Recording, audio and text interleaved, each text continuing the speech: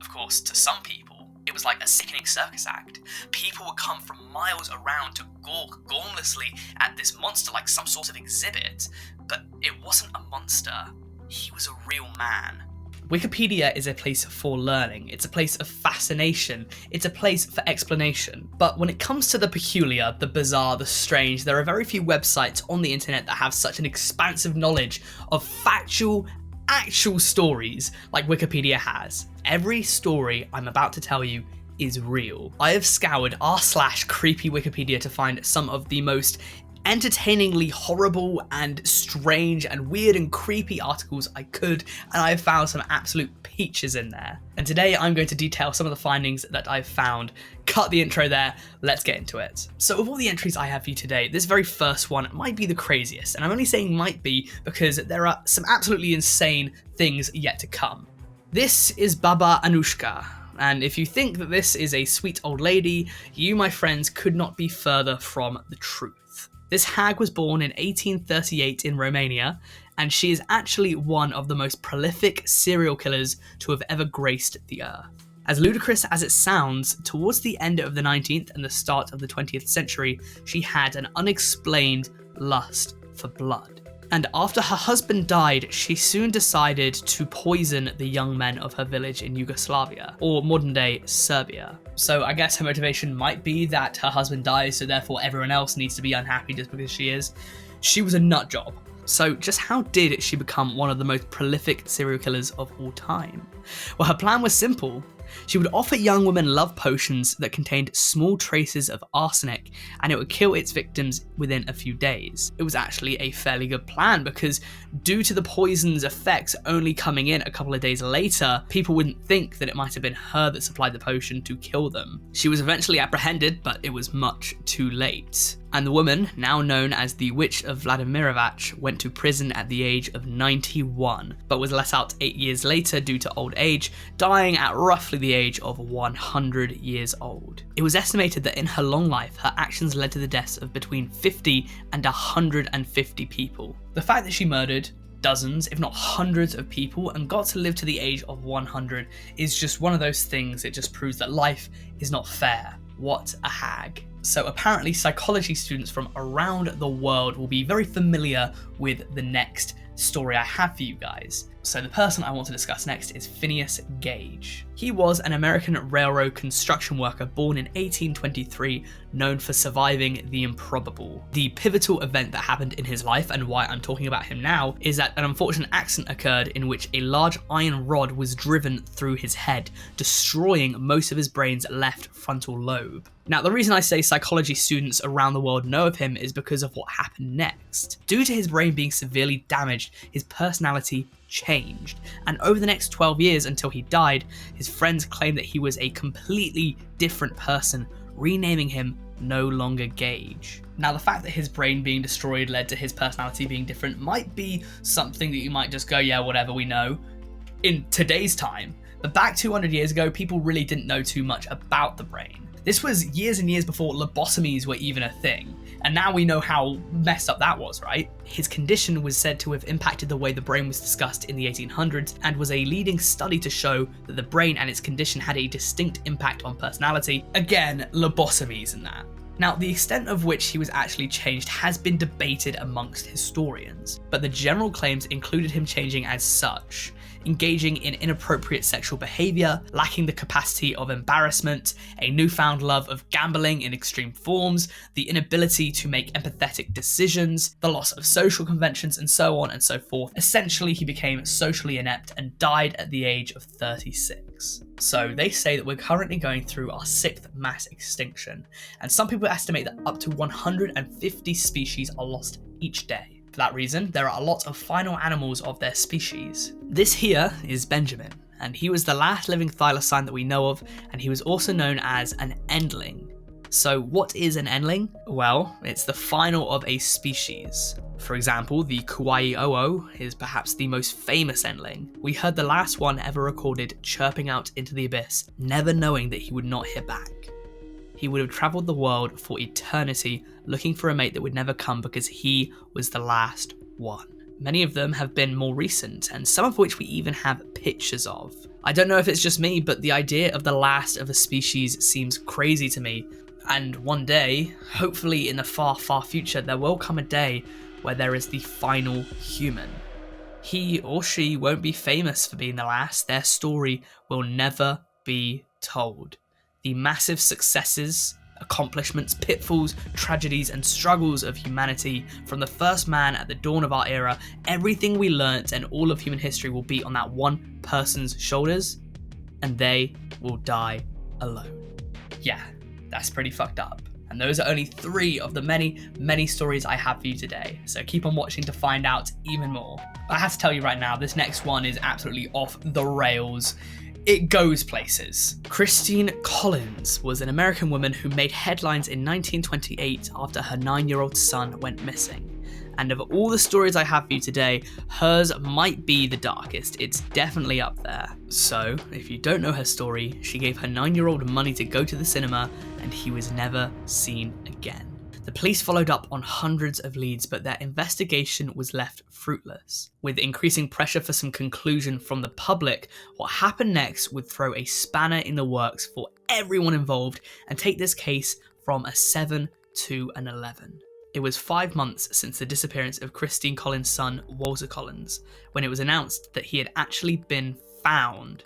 However, when faced with her apparent son at the reunion, Christine was certain that the boy was not her son. Still, the officer in charge of the case, J.J. Jones, insisted that she try the boy out, which raises some questions. The main one being, where did the police get a 9-year-old child from? And there is an actual answer to this. After 3 weeks of having the boy at her home, Christine Collins called the police out on the fact that they lied to the public.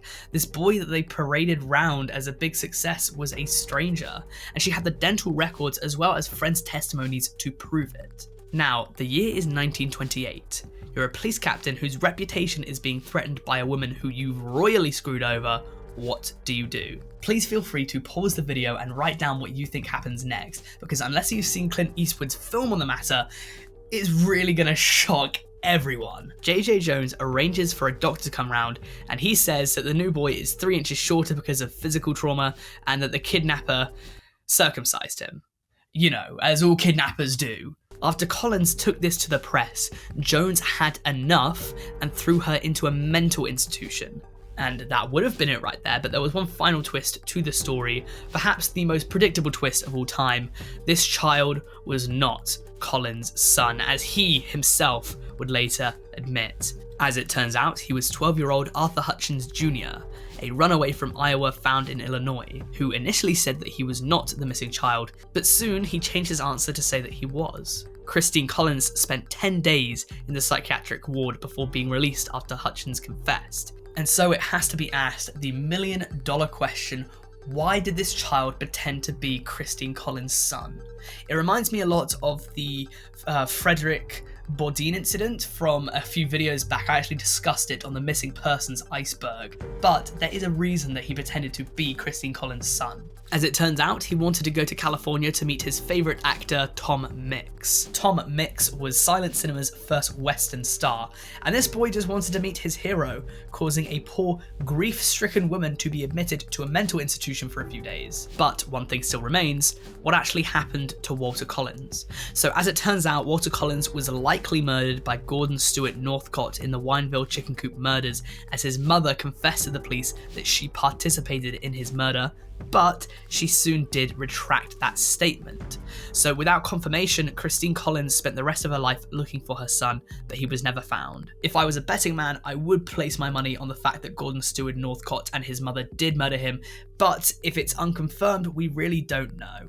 A very sad one here. The next one I have is Elena Mukhina. If you've never heard of her tale, she was at one point known as the next big thing in gymnastics. However, as with many budding young sports stars before her, and as with plenty since her, her grand ambitions would never come to fruition. Born in 1960, at the age of 19 in 1979, she broke her leg and missed several competitions after winning the all-around championship in 1978, Strasbourg, France. Her leg eventually healed, and soon she found herself about to represent the Soviet Union in the 1980 Olympics when everything got turned upside down. To say that she was treated horrendously would be an understatement. She was exhausted by grueling weight loss workouts, she'd been rushed back from injury, and the increased pressure of the Olympics soon started to loom over her. With only 2 weeks to go until the 1980 Olympics, tragedy struck. She was practicing a move named the Thomas Salto, a move that has since been essentially banned from all competitions due to the danger that came with it. And tragically, she under-rotated the move, landing on her chin, breaking her neck and leaving her quadriplegic. A woman with so much potential. A woman who was the next big thing in gymnastics. A woman who was formerly able to do somersaults and backflips with ease was now fully paralysed, never competing again, and dying due to related complications at the age of 46 in December 2006. A lot of people complained at Simone Biles after withdrawing from the individual all-around competition in the 2020 Olympics, stating mental health concerns, but after hearing that story, I think you might have a greater insight as to why. Since 1970, over 1,500 men and women in the United States of America have been sentenced to death. And regardless of what you think about that, that's an entirely different kettle of fish. You might be surprised to find out that since the death penalty's inception, only one Roman Catholic priest has ever been sentenced to death. This is the story of Hans Schmidt, a German Roman Catholic priest born in 1881, who absolutely did not take the word of the Lord to heart. He was very much controlled by Satan. Now, like many evil people, he did not have the best of upbringings. Severe mental illness was very common within his family, and he had it. Now, as a child, he had a fascination with drinking blood and dismembering animals. You know, classic childhood shenanigans, never a red flag. And according to relatives, Hans once beheaded 2 of his parents' geese and kept the severed heads in his pocket. He also frequented the village slaughterhouse daily, where he would watch the death and dissection of farm animals with rapt fascination. Here's the thing though, who was stopping him? Someone must have at some point seen this kid metaphorically jerk off to animals being brought to their death and wondered if this would be negative for his mental development. Guess what? It was, but no one ever did. And Schmidt grows up, the year is now 1912, and Schmidt meets a woman named Anna Amula and felt as though God wanted him to pursue a relationship with her, despite the fact that he was actually bisexual and much preferred to be in a homosexual relationship with Ernest Moret, a dentist from New York. Still, he kept pursuing Anna because he thought that God wanted him to, but his judgment would soon be misguided, as he also thought that God wanted him to then sacrifice Anna. She called him crazy and soon after told him that she was pregnant, which makes what he did all the worse.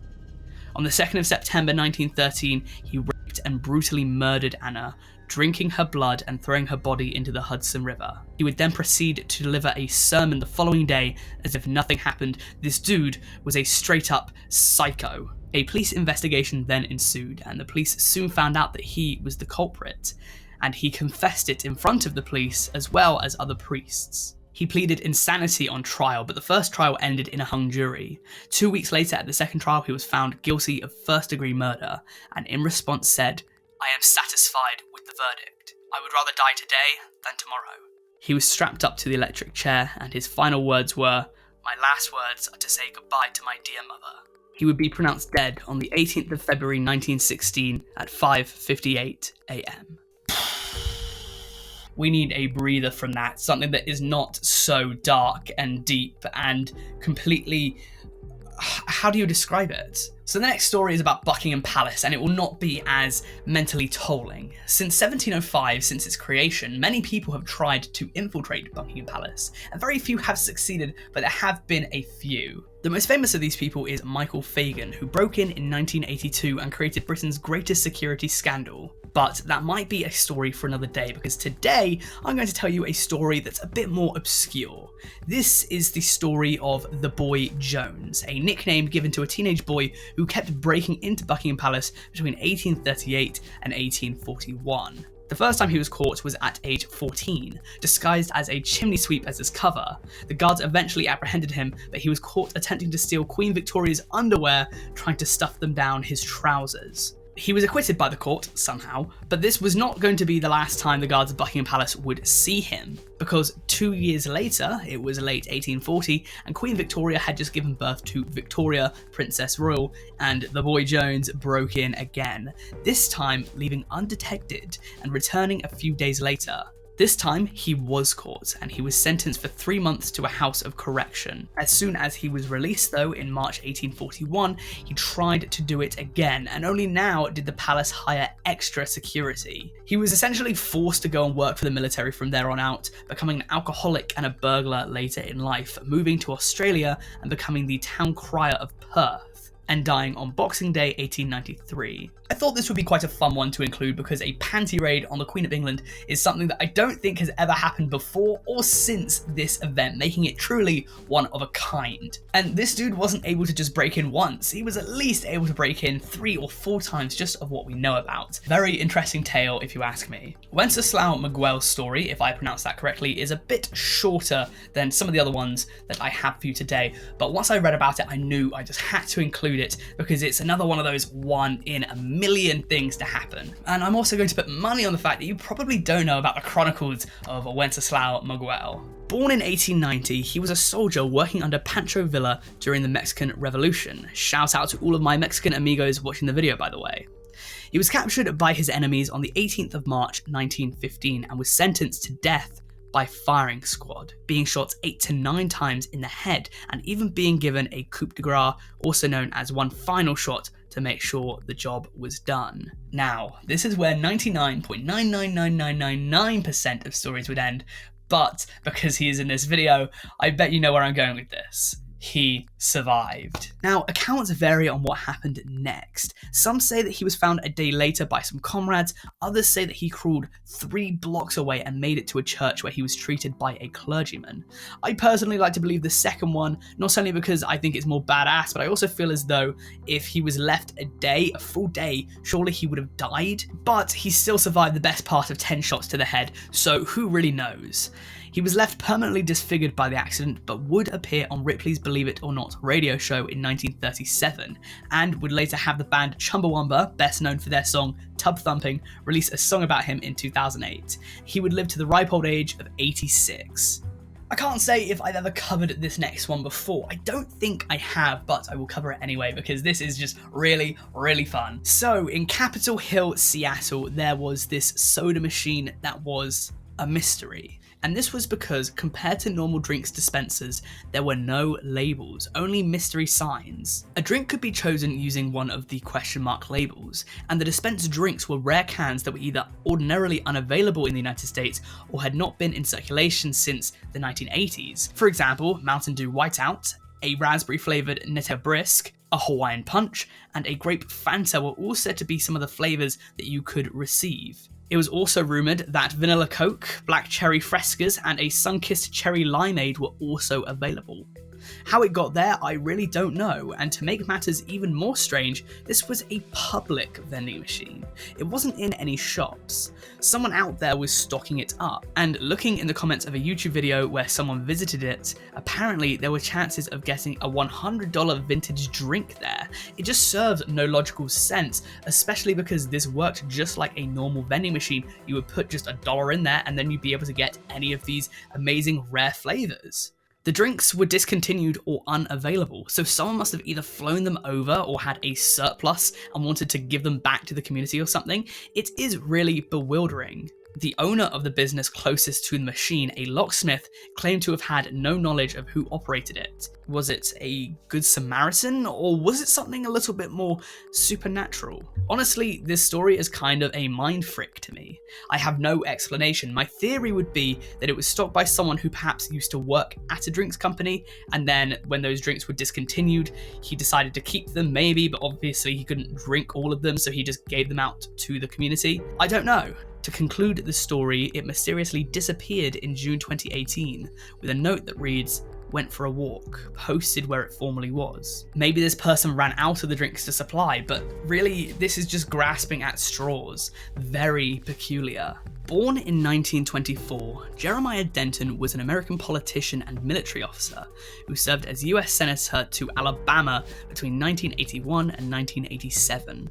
But before he was apparently the first Republican senator to Alabama, which sounds false, but hey, I'm working with Wikipedia, this dude was captured in Vietnam. He was a very high-ranking officer, but he was also one of the first to be captured, with his plane being shot down in 1965. 8 years.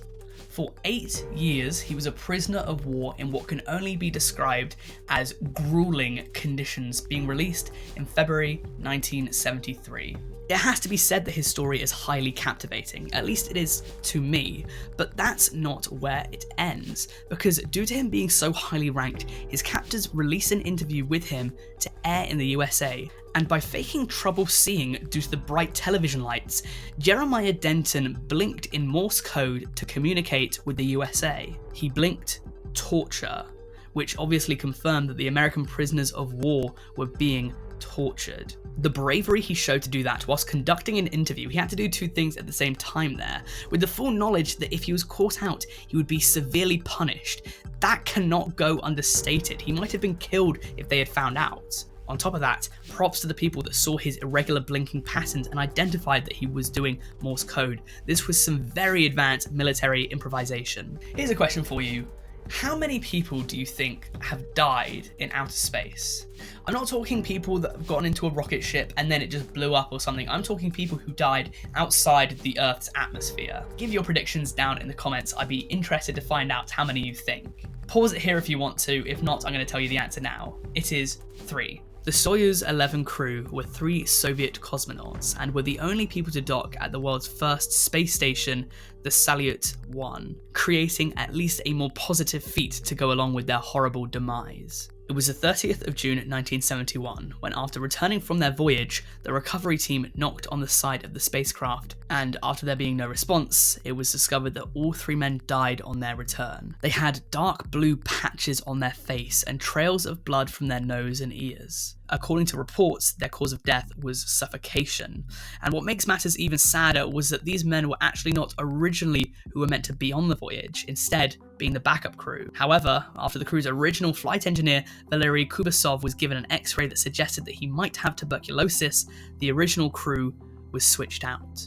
The fault was pinned at the ventilation valve, something that the original crew's commander had identified may be a problem, but after testing it after the tragedy, it turns out that to fix it in a crisis would have taken too long, and so perhaps the crew were doomed from the start. In the Wikipedia article itself, there's a lot of technical talk that I really don't understand entirely. Perhaps the more space savvy of you might, but I still thought that I'd mention it because it's a dark, very invested story. We have a very strange one up next, and if you're from the Philippines, you actually might be slightly aware of this. This is the My Way killings. So a little unknown fact about me, I don't think I've discussed this before, I love Frank Sinatra. I think he is one of the greatest musicians, greatest vocalists to have ever graced the earth. He is fantastic in my eyes. And many people feel as though My Way was his greatest ever song, his magnum opus, and whilst I might argue for a few others, it definitely is up there. However, it's one song that has led to many funerals too.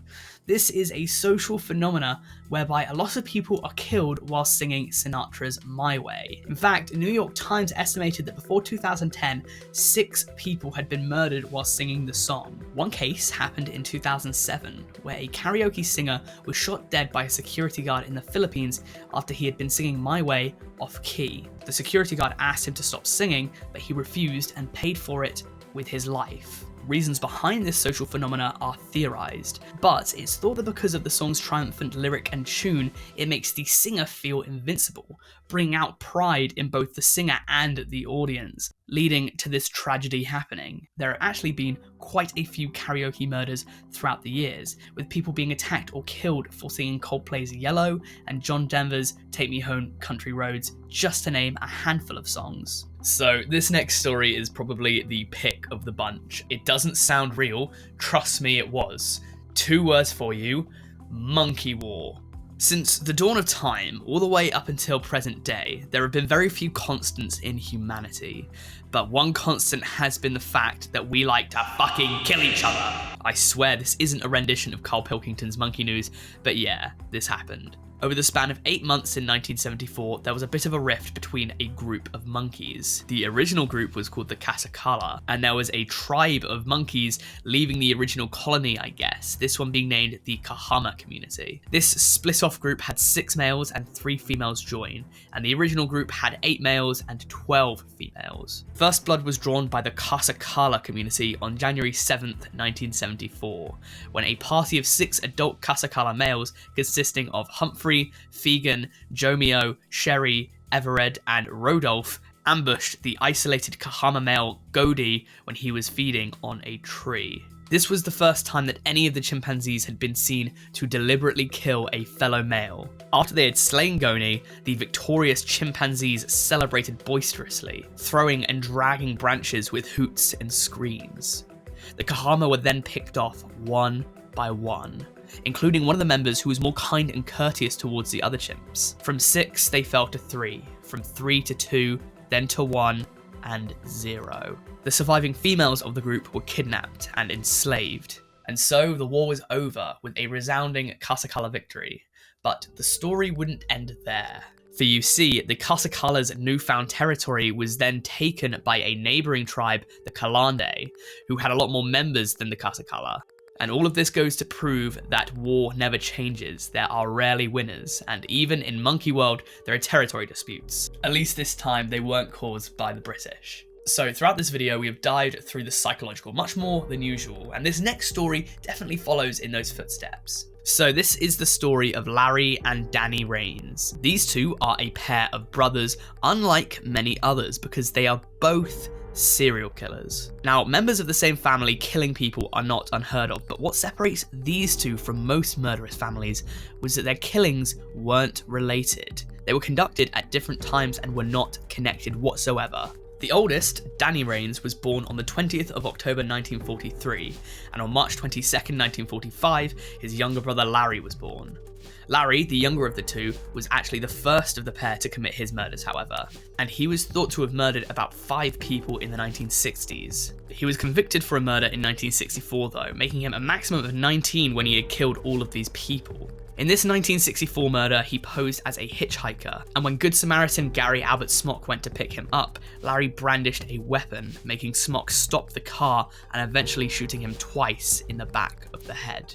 Rains then went on to do probably the dumbest thing you could do in that situation, and he told people he met about it, bragging and leading to his arrest. When questioned, he told the police about the rest of his murders, including one man who was due to be married the following day before he encountered Larry. It would be 8 years after this incident when the older of the two, Danny Rains, would be convicted of 4 sexually motivated murders alongside accomplice Brent Eugene Costa, who was still a teenager at the time of conviction. Danny went off the deep end after the arrest of his brother, and in November 1968, he attempted to rape an 18-year-old, being arrested for 4 years, and being granted parole in February 1972. Once released, he wouldn't stay clean for that long though, because it would only be July of that year when he teamed up with 15-year-old Brent Eugene Costa to abduct, rape, and kill 19-year-old Chicagoans Linda Clark and Claudia Bidstrup. A month later, the same fate would befall 18-year-old Pamela Fianow. But due to all of this killing, the young Brent Eugene Costa began to feel something that perhaps he hadn't before: empathy. He revealed his guilt about the murders to several street workers over the next couple of weeks, and one of these women happened to be an undercover informant who promptly reported the crime and had the 2 men behind bars shortly after. Larry Rains was given life in prison without the possibility of parole, and his older brother Danny was given the exact same sentence, dying in January of this year. Danny's accomplice, however, Brent Eugene Costa, was released from prison in January 2021, and he has vowed to serve his community in his remaining days. And next up, we're going to talk about Charlie No Face. This next strange story is going to be a bit more controversial because it perhaps feeds into a horror trope that is rather dicey. This is Raymond Robinson, known in his local area as Charlie No Face, and the reason is, well, his face is extremely disfigured. Now, he wasn't born like this. He became disfigured at 8 years old when he was injured by an electrical line as he climbed a pole and reached for a bird's nest on the Morando Bridge outside Beaver Falls. The bridge carried a trolley and had electrical lines of both 1,200 and 22,000 volts. Robinson survived, defying doctors' expectations, but he was severely disfigured. He lost his eyes, his nose, and right arm. Due to this, in his adult life, he didn't want to be seen by many people, so for this reason, he would generally try to only leave his house at night. Because he did this though, some people began to think that he was some sort of urban legend, a monster that would only come out at night, which is a horrible way to think about someone who's become severely disfigured. Perhaps I can understand it from children who don't understand, but some of the time he'd be harassed by adults, and that's not acceptable in the slightest. Of course, not everyone would harass him, however. Some people would come to chat to him, and oftentimes he would trade a photograph of him for beer or cigarettes, which is why we have so many pictures of him. Of course, to some people, it was like a sickening circus act. People would come from miles around to gawk gormlessly at this monster like some sort of exhibit, but it wasn't a monster. He was a real man. That's his story in the long and short of it. People thought this dude was some sort of monster or cryptid, but he was actually just a normal dude that had a tragedy unfold onto him. Raymond Robinson died June 11th, 1985 at the age of 74. That's all the stories I have for you today. If you enjoyed, please do subscribe and hit the like button. Please let me know down in the comments what you'd like to see me do next, because I'm only 106 videos in and I'm already out of ideas. Thank you for watching.